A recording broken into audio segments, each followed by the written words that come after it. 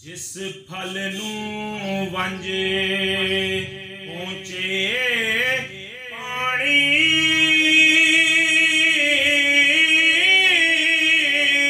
तेजी होंदी थोड़ी ओ काली मरच ना चंगी ना मिठी ना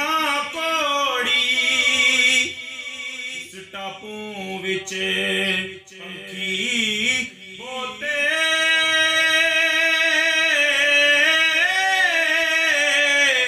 खूब आवाज़ां गाले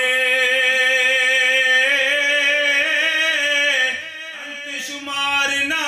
आवे कोई कर कर रहे संभाले अजायब चीज़ां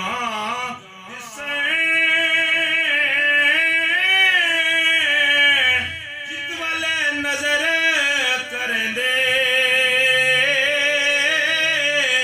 रब सच्चे थी मंग पनाह अगे कदम दरेंदे